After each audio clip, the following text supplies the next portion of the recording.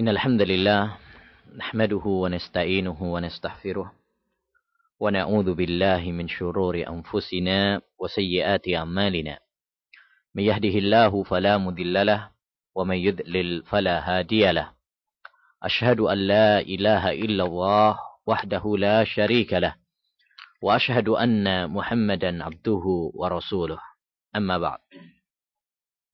Ma'asyiral muslimin wal muslimat, para pendengar radio Ar-Rayyan yang dirahmati oleh Allah Subhanahu wa taala. Alhamdulillah, kita kembali dipertemukan oleh Allah Subhanahu wa taala setelah beberapa kali terputus dari pembahasan kita yang masih bersambung mengenai bahaya tasabbuh dengan orang-orang kafir.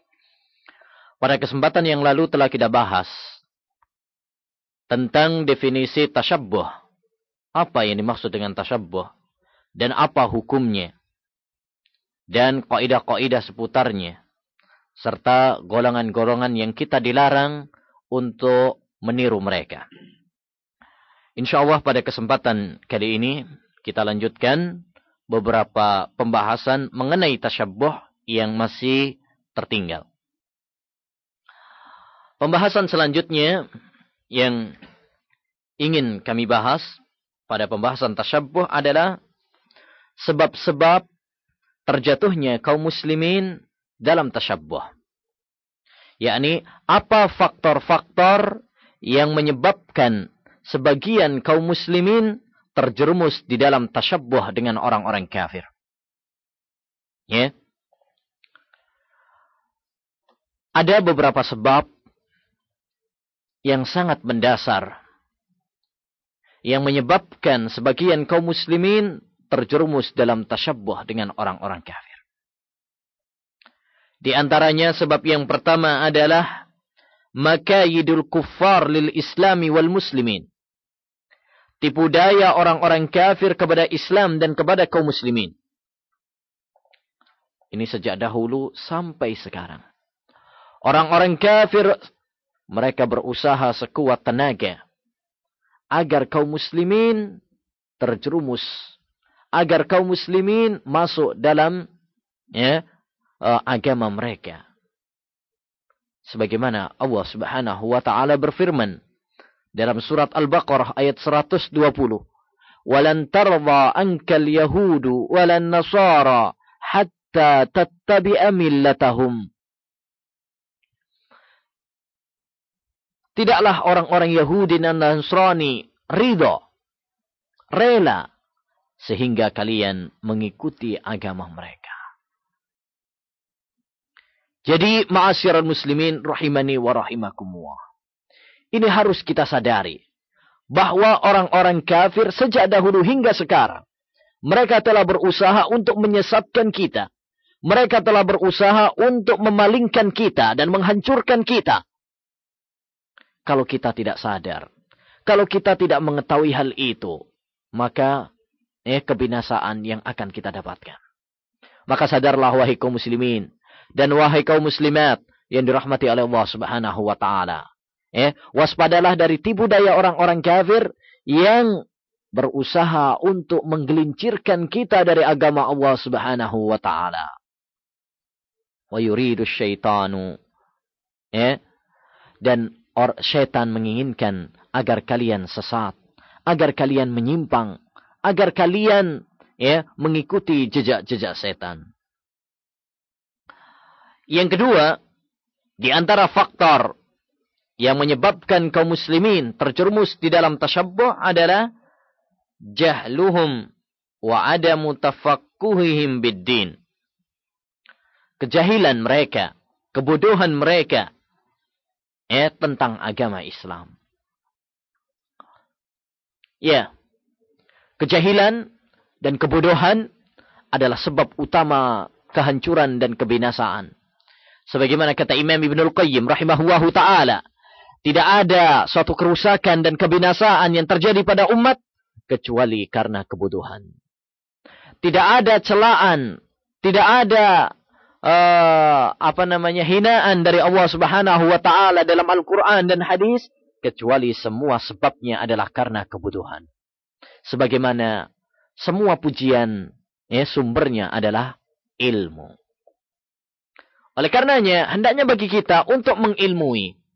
Baik mengilmui suatu kebaikan untuk kita lakukan, atau mengilmui kejelekan untuk kita tinggalkan. Ya, ilmu ma'asyiral muslimin sangat penting sekali. Karena dengan ilmu kita akan mengetahui mana yang benar, mana yang salah, mana jalan yang menuju kepada surga Allah Subhanahu wa taala dan mana jalan yang menuju kepada neraka Allah Subhanahu wa taala. Dengan ilmu kita bisa beribadah kepada Allah Subhanahu wa taala sesuai dengan yang dimaksud oleh Allah Subhanahu wa taala. Dengan ilmu kita mengetahui mana yang diridai oleh Allah dan mana yang dimurkai oleh Allah Subhanahu wa taala. Maka hendaknya bagi kita semuanya untuk bersemangat dalam menuntut ilmu, untuk bersemangat dalam mempelajari ilmu, dan tidak bosan-bosannya. Karena kita semuanya ma'asyiral muslimin sangat membutuhkan kepada ilmu. Setiap detik kita, setiap menit kita sangat membutuhkan ilmu.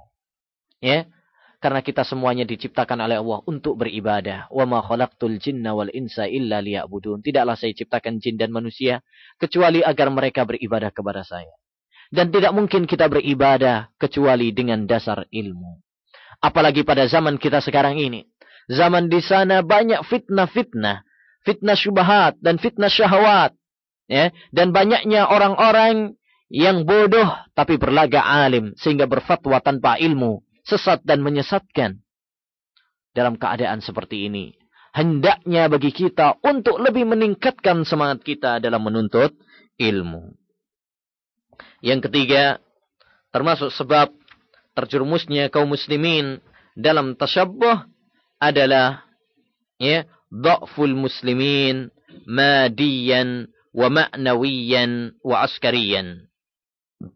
Kelemahan kaum muslimin sendiri, baik dari segi perekonomian mereka atau pengetahuan mereka atau militer mereka, sehingga menyebabkan kaum muslimin merasa rendah, merasa hina, merasa tidak berdaya tatkala berhadapan dengan orang-orang kafir. Padahal kejayaan yang sesungguhnya adalah bersama Islam. Al-Imam Malik rahimahullahu ta'ala pernah mengatakan, la yasluhu akhiruhu hadhil ummah illa bima saluha bihi awwaluha. Tidak akan jaya akhir umat ini kecuali dengan apa yang membuat generasi pertama mendapatkan kejayaan. Generasi pertama mendapatkan kejayaan. Kenapa? Dengan apa? Mereka mendapatkan kejayaan karena berpegang teguh dengan Al-Quran, karena mereka berpegang teguh dengan sunnah Nabi Sallallahu Alaihi Wasallam, dengan Islam, bangga, sehingga Allah Subhanahu Wa Taala memberikan kejayaan kepada mereka.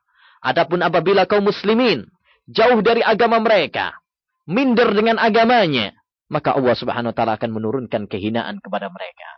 Sebagaimana kata Nabi Sallallahu Alaihi Wasallam dalam hadis yang diriwayatkan oleh Imam Ahmad dan Abu Dawud dengan sanad yang hasan dari Ibnu Umar, bahwa Rasulullah Sallallahu Alaihi Wasallam pernah bersabda,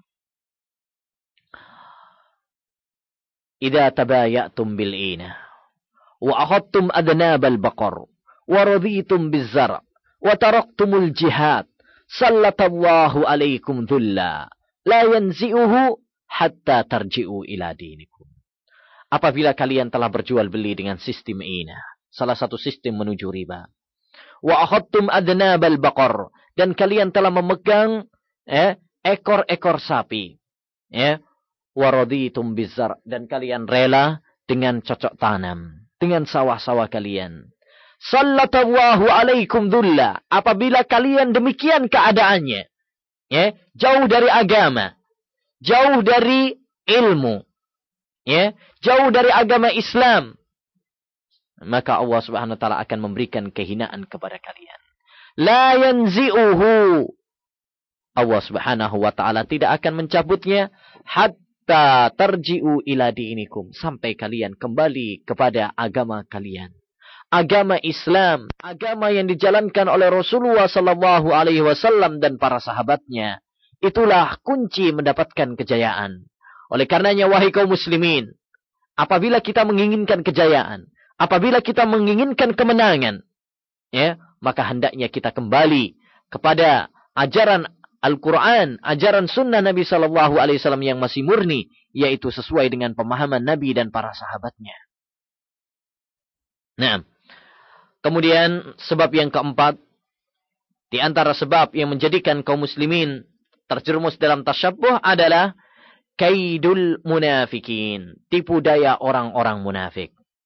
Orang-orang yang sebenarnya mereka berhati iblis, berhati syaitan. Mereka adalah orang-orang kafir, tetapi berbaju Islam. Ya, mereka hidup di tengah-tengah kaum muslimin. Ya, mereka hidup di tengah perkampungan kaum muslimin, tetapi mereka, ya, mengajak kaum muslimin untuk menuju kepada kehinaan, untuk bergaya seperti gayanya orang-orang kafir. Orang-orang munafikin seperti itu banyak sekali. Ada di antara mereka yang memang adalah orang-orang kafir, tetapi masuk Islam secara pura-pura. Yang kedua, ada yang memang pada asalnya Muslim, tapi dia murtad. Ya. Dan yang ketiga, ada sebagian orang yang condong kepada kerusakan, condong kepada kehinaan, sekalipun dia merasa atau mengaku dirinya adalah Islam. Ya. Orang-orang yang di dalam hatinya memiliki penyakit, menginginkan kerusakan di muka bumi ini. Ya, mereka adalah orang-orang munafik yang sangat berbahaya. Yang apabila dikatakan kepada mereka, hendaknya kalian berbuat baik, maka mereka mengatakan, inna nahnu muslihun, kami adalah orang-orang yang berbuat baik. Ya, kalau dikatakan kepada mereka, la tufsidu fil ard, jangan kalian bikin kerusakan di muka bumi ini, mereka mengatakan kami adalah orang-orang yang baik. Ya, maka waspadalah wahai kaum muslimin dari derasnya, ya, gencarnya peperangan yang dilakonkan, yang diperankan oleh orang-orang kafir dalam merusak kita. Sekarang ini Masya Allah, banyak sekali media-media yang sangat merusak. Ambil contoh, media televisi yang mungkin hampir setiap rumah kita memilikinya. Media yang satu ini memiliki peran yang sangat besar agar kaum muslimin terjerumus di dalam tasyabbuh dengan orang-orang kafir. Lihatlah betapa banyak kaum wanita yang mengikuti tradisi orang-orang kafir. Kenapa? Karena dia melihat tontonan di televisi. Ya, pakaiannya, gayanya, gaya hidupnya, gaya bicaranya. Lihat juga orang kaum laki-laki dari kaum muslimin. Mereka juga mengikuti tren orang-orang kafir. Dari mana? Dari media-media yang ada. Oleh karenanya hendaknya kita mewaspadai dari semua hal yang dapat menjerumuskan kita kepada kerusakan.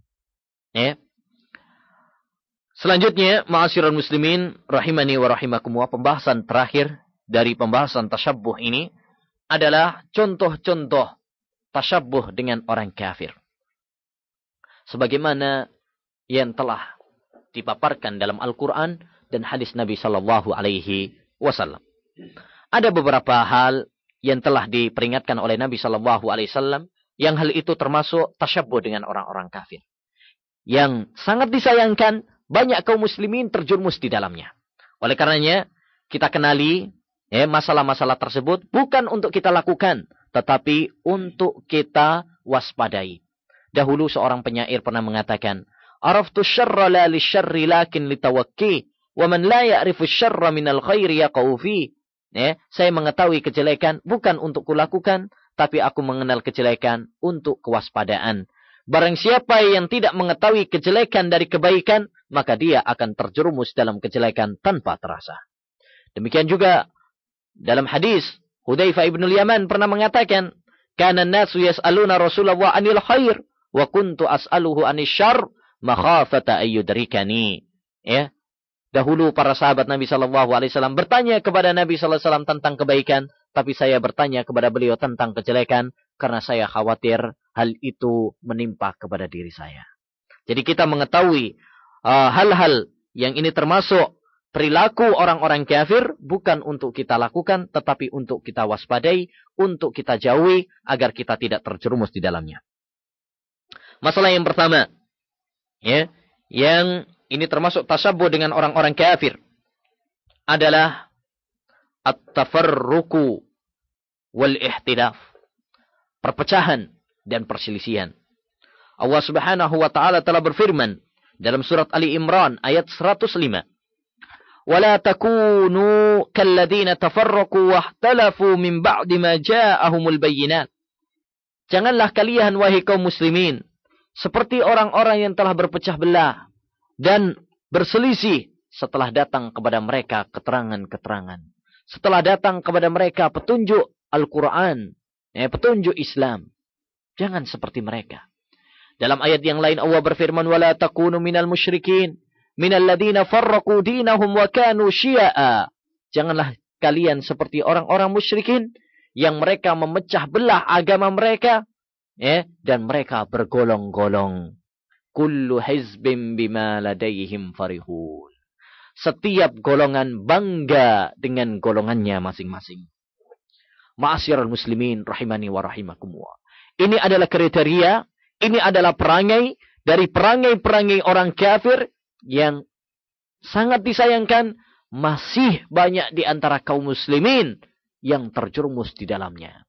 Kita lihat banyak golongan-golongan, banyak kelompok-kelompok, sekalipun mereka mengatakan untuk membela Islam, tapi mereka bangga dengan kelompoknya, bangga dengan golongannya, mencela yang lainnya. Padahal mereka sama-sama Islam. Ini adalah suatu perpecahan yang dilarang dalam banyak Al-Quran dan dalam banyak hadis Nabi Sallallahu Alaihi Wasallam. Bukankah Allah Subhanahu Wa Taala memerintahkan kepada kita untuk persatuan dan melarang kepada kita dari perpecahan?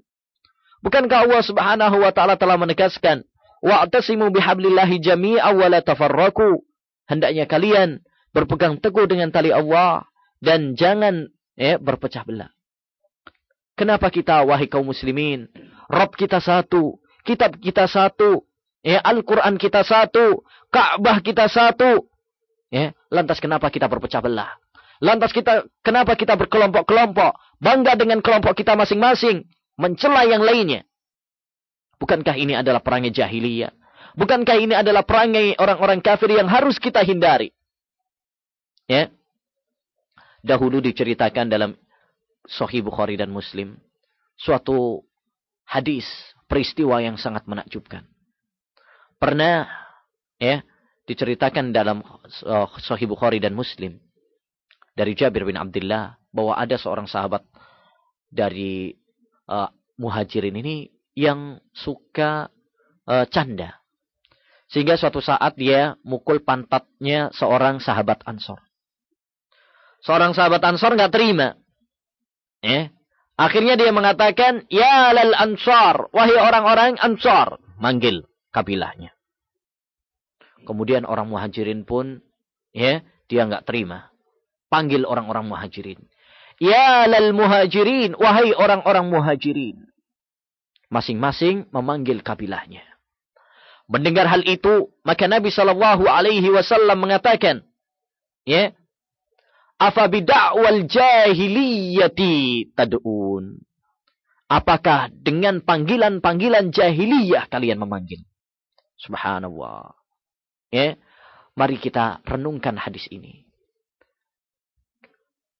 Gelar Muhajirin, gelar Ansar adalah dua gelar yang sangat dimuliakan dalam Al-Quran dan hadis. Bukankah Allah berfirman, was-sabiqunal awwalun minal muhajirin wal ansar. Sering disebut dalam Al-Quran dan hadis gelar Muhajirin dan Ansar. Tetapi tatkala gelar Muhajirin dan Ansar tersebut digunakan untuk perpecahan, maka Nabi Shallallahu Alaihi Wasallam menyebutnya sebagai sebutan jahiliyah. Lalu Nabi mengatakan, da'uha fa innaha muntinah. Tinggalkanlah hal itu karena itu adalah jelek, kotor. Subhanallah. Lantas bagaimana dengan kenyataan yang ada, di mana banyak kaum muslimin yang bangga dengan kelompoknya, bangga dengan golongannya, Ya, sungguh semua ini adalah suatu hal yang perlu kita sadari, yang perlu kita tinggalkan. Ya, hendaknya kita merajut persatuan berdasarkan Al-Quran dan hadis Nabi Sallallahu Alaihi Wasallam sesuai dengan pemahaman para sahabat Nabi Sallallahu Alaihi Wasallam. Contoh yang kedua, termasuk tasyabbuh dengan orang-orang kafir, meniru orang-orang kafir, adalah raf'ul kuburi wal bina'u 'alaiha. Meninggikan kuburan dan membangunkan kuburan, wattikhadhuha masajid, dan menjadikan kuburan sebagai masjid. Nabi Sallallahu Alaihi Wasallam dalam banyak hadisnya mengatakan bahwasanya meninggikan bangunan, meninggikan kuburan, ya, dan berlebihan terhadap kuburan termasuk perangai orang-orang kafir. Nabi mengatakan, la'anallahu al-yahuda wan nasara ittakhadhu qubur anbiya'ihim masajid. Allah melaknat orang-orang Yahudi dan Nasrani karena mereka menjadikan kuburan-kuburan nabi mereka sebagai masjid. Ya. Dan Nabi sallallahu alaihi, dan dalam hadis Ali bin Abi Thalib, Ali bin Abi Thalib mengatakan, amarani Rasulullah sallallahu alaihi wasallam alla ada'a qabran musyrifan illa sawaituh wala timsalan illa tamastuh. Rasulullah memerintahkan kepada saya agar saya tidak meninggalkan kuburan yang tinggi kecuali saya ratakan, dan tidak ada suatu patung kecuali saya hancurkan. Demikianlah wasiat Rasulullah sallallahu alaihi wasallam. Ya, dan doa Rasulullah sallallahu alaihi wasallam kepada orang-orang yang berlebihan kepada kuburan. Karena sebagaimana kata Imam Ibnu Katsir rahimahullah, bahwa berlebihan kepada kuburan ini adalah sumber utama menuju kepada kesyirikan. Ya, fitnah yang terbesar pada umat ini sekarang adalah di saat mereka berlebih-lebihan kepada kuburan-kuburan.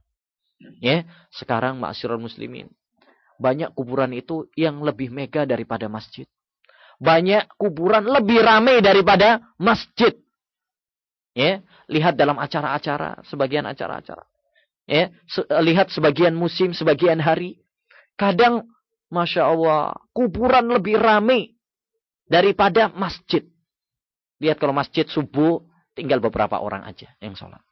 Tapi di kuburan, ya, akan kita dapati di sana orang yang membaca Al-Quran, orang yang tawaf, ya, orang yang merengek-rengek, minta kepada Allah Subhanahu wa Ta'ala, orang yang ngalap berkah di kuburan, dan sebagainya. Ya, itu karena ghulu kepada kuburan. Ya, Al-Imam Syafi'i rahimahullahu ta'ala, dalam kitabnya Al-Dia mengatakan, saya mendapati para pemimpin-pemimpin di Mekah, mereka menghancurkan kuburan-kuburan yang ditinggikan. Dan tidak ada seorang pun di antara mereka yang mengingkarinya. Ya. Bahkan kata Imam Al-Munawi dalam Al-Faidhul Qadir, Sarah Jami'us Shaghir, kata beliau, inilah madhab Syafi'i, yaitu memerintahkan kepada kita, ya, kepada umat Islam untuk tidak berlebihan kepada kuburan-kuburan, dan mengingkari kuburan-kuburan yang tinggi. Ya, sampai sekalipun kuburan imam kita, Imam Syafi'i, itu adalah diingkari oleh imam-imam madhab Syafi'i sendiri. Ya. Jadi, ma'asyiral muslimin, rahimani wa rahimakumullah. Saatnya kita sadar bahwa semua itu adalah perangai orang-orang Yahudi, perangai orang-orang Nasrani yang masih ditiru oleh sebagian kaum muslimin. Al-Imam Al-Ghazali dalam kitabnya Ihya Ulumuddin mengatakan, innal massa wat takbila lil masyahidi min adatil Yahudi wan Nasara. Sesungguhnya yang ngusap-ngusap kuburan, ngalap berkah di kuburan, itu termasuk kebiasaan tradisi orang Yahudi dan Nasrani. Ya, lantas kenapa masih banyak di antara kaum muslimin yang mereka berlebihan terhadap kuburan-kuburan? Sampai ada sebagian kaum muslimin yang rela mengorbankan jiwa mereka demi membela kuburannya. Ya, kuburan yang mereka anggap keramat. Seperti beberapa peristiwa yang terjadi beberapa bulan yang lalu. Ya. Taib. Di antara bentuk tasyabbuh juga adalah al-iftitanu bin nisa. Ya. Fitnah kaum wanita. Naam. Fitnah kaum wanita adalah fitnah yang telah lama diperingatkan oleh Nabi sallallahu alaihi wasallam. Ya, Nabi SAW pernah mengatakan, "Fattaqud dunya wattaqun nisa, fa inna awwala fitnatin fi bani Israil kanat fin nisa." Ya, hati-hatilah kalian terhadap dunia, waspadalah kalian terhadap dunia. Ya, takutlah kalian terhadap dunia karena dunia itu menipu. Dan takutlah kalian terhadap fitnah kaum wanita. Karena awal fitnah Bani Israel adalah karena wanita. Ya, maksudnya fitnah wanita di sini adalah keluarnya kaum wanita dari jilbab mereka, dari rasa malu mereka, sehingga menghancurkan, merusak akhlak dan moral kaum laki-laki. Betapa banyak kita jumpai sekarang. Semua iklan rata-rata dari wanita. Lihat di televisi, lihat di bungkus-bungkus sabun, sampo dan sebagainya. Semuanya kaum wanita. Dan yang ditampilkan bukan wanita-wanita yang jelek atau yang udah lanjut usia, enggak. Yang ditampilkan adalah wanita-wanita yang cantik. Untuk apa? Untuk memfitnah, untuk menggoda, untuk merusak. Apalagi sekarang, Insya Allah ada HP, ada internet, dan ada VCD, media-media yang bisa digunakan kebaikan dan bisa juga digunakan untuk kejelekan. Dan kaum muslimin sekarang banyak yang menggunakannya untuk kejelekan. Wala haula wala quwwata illa billah. Maka hendaknya bagi kita, wahai kaum muslimin, untuk waspada dari fitnah kaum wanita, karena betapa banyak kaum laki-laki yang copot agamanya, yang rusak agamanya gara-gara fitnah kaum wanita. Di antara tasyabuh dengan orang kafir juga yang perlu kita tinggalkan adalah halqul liha, wa qasyush syawarib, yaitu mencukur jenggot. Mencukur jenggot. Banyak sekali dalil-dalil dari Al-Quran, dalil-dalil dari hadis Nabi SAW yang memerintahkan kepada kita untuk menjaga jenggot dan melarang kita untuk dari mencukurnya. Karena mencukur jenggot berarti meniru orang-orang tradisi, gayanya orang-orang kafir. Rasulullah SAW bersabda, "Khaliful musrifkin, ahfus syawarib, wa auful liha." Selisilah orang-orang musyrikin, rapikan kumis kalian dan peliharalah jenggot-jenggot kalian. Dan hadis Nabi SAW yang lain, Nabi mengatakan, "Jazzus syawarib wa arkhul liha khaliful majus." Rapikan kumis, peliharalah, lebatkanlah jenggot kalian, selisilah orang-orang majusi. Hadis di atas menjelaskan kepada kita larangan dari mencukur jenggot. Kalau ada yang mengatakan, itu kan zamannya Nabi. Itu kan zamannya Nabi. Mencukur jenggot berarti menyelisihi, meniru orang-orang kafir, majusi dan musyrikin. Kalau sekarang orang-orang kafirnya memelihara jenggot, berarti kita harus mencukurnya biar beda sama mereka. Kita katakan ini adalah perkataan yang batil. Perkataan yang batil. Pertama, mana buktinya bahwasanya kebanyakan orang-orang kafir sekarang memakai jenggot? Ya memang ada, saya tidak mengingkari. Tapi berapa persen? Mana yang lebih banyak di antara mereka? Yang cukur jenggot ataukah yang melihara jenggot? Yang kedua, anggaplah ada sebagian orang kafir yang memelihara jenggot. Bukan berarti kemudian kita menyelisihi mereka dengan mencukur jenggot, enggak. Karena memelihara jenggot termasuk fitrah. Tatkala ada orang kafir yang memilih untuk mengikuti Islam, bukan berarti kemudian malah kita tinggalkan ajaran Islam.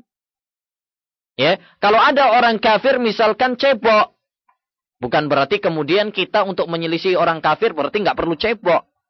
Kalau ada orang kafir kemudian potong kukunya, bukan berarti kemudian kita panjangkan biar menyelisih orang kafir, enggak. Jadi cara berpikir seperti itu adalah cara berpikir yang keliru. Kemudian di antara tasyabuh dengan orang kafir juga adalah at-tafriqu fil hudud, wat ta'zirat wal andhimah, ya, baina syarifi wad dhaif. Membedakan antara orang yang lemah dengan orang yang kaya.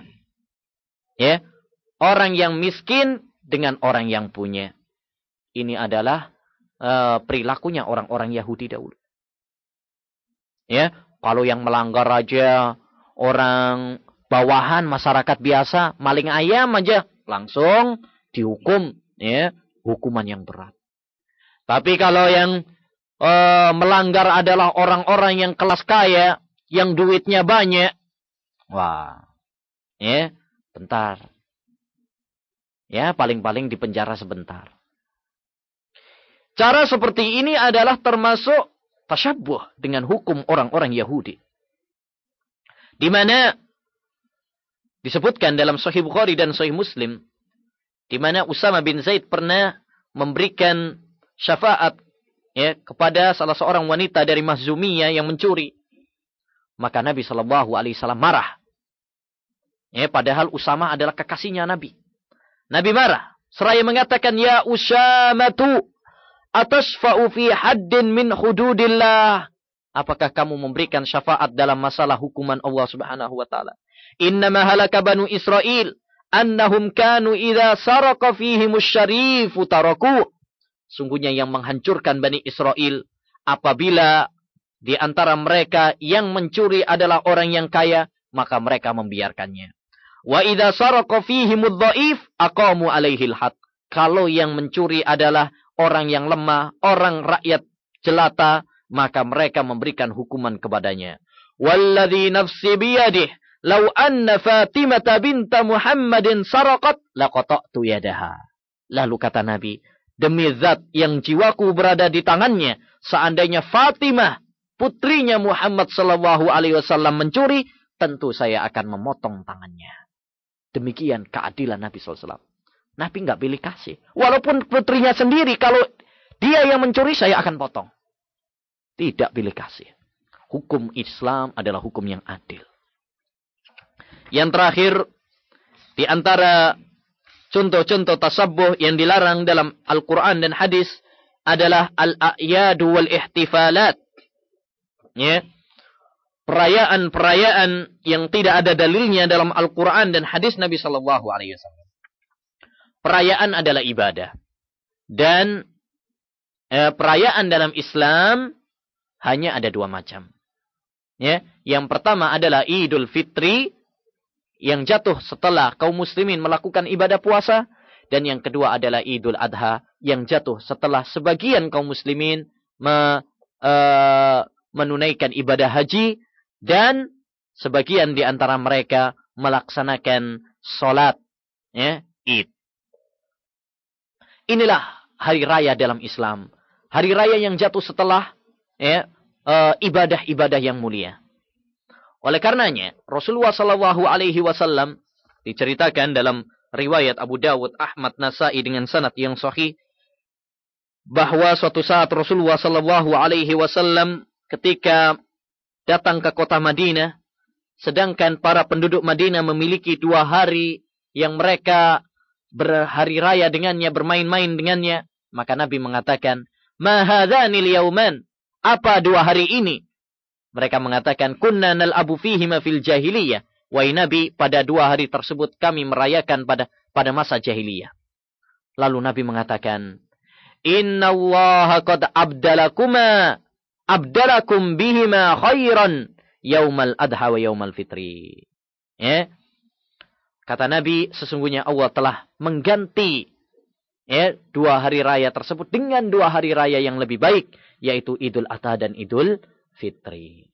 Ya, maka hendaknya bagi kaum muslimin untuk tidak membuat perayaan-perayaan yang tidak diajarkan dalam agama Islam. Ya, sekarang perayaan, Masya Allah, banyak sekali.